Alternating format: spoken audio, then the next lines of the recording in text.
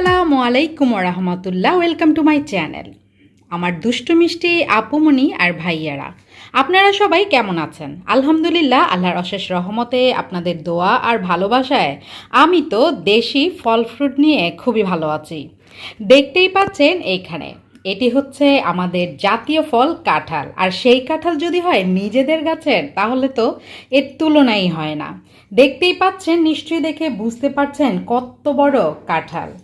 আর এই তো, এই ফলের নাম আপনারা কে কে বলতে পারবেন? ছোটবেলায় অনেক খেয়েছি, এখনও অনেক খাই। আসলে দেশি ফলগুলা কিন্তু খাওয়া খুবই ভালো। এটাকে আমরা বলি ডেওয়া। তবে আপনারা কে কি বলেন তা অবশ্যই আমাকে জানাবেন কমেন্টসের মাধ্যমে। আর এই তো এখন দেখতে পাচ্ছেন কালো জাম। কালো জাম খেতে কার না ভালো লাগে? এভাবে খেতেও ভালো লাগে, আর ভর্তা বানিয়ে খেলে তো কথাই নেই। আমরা অনেকেই ঢাকনাওয়ালা যে কোনো বাটিতে এভাবে করে ঘুটা ঘুটা করে দিয়ে জামের ভর্তা বানিয়ে খেতে খুবই পছন্দ করি। আর এই তো আম। অনেকের তো কাঁঠাল থেকে আমই বেশি প্রিয়, আর সেই অনেকের মাঝে আমিও একজন। কাঁঠাল থেকে বেশি আমার কাছে আম খেতেই ভালো লাগে, তবে আমার উনির কিন্তু কাঁঠাল অনেক পছন্দ।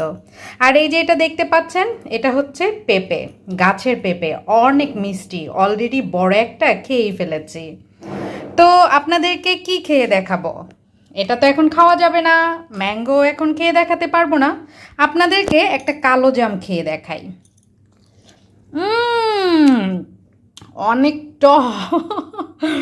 যারা টক খেতে ভালোবাসেন তাদের জন্য হচ্ছে কালো জাম বেস্ট। যদিও আমি তেমন একটা টক খাওয়া পছন্দ করি না, তবুও দেশীয় ফল সব কিছু একটু হলেও খাবো।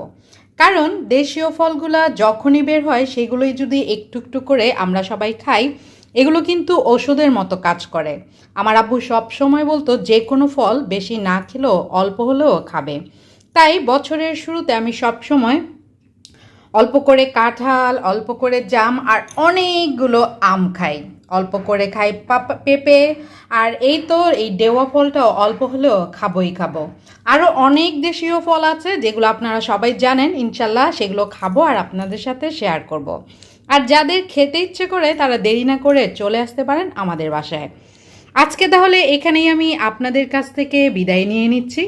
যে যেখানেই আছেন ভালো থাকবেন, সুস্থ থাকবেন, সুন্দর থাকবেন। আল্লাহ হাফেজ। আসসালামু আলাইকুম রহমতুল্লাহ।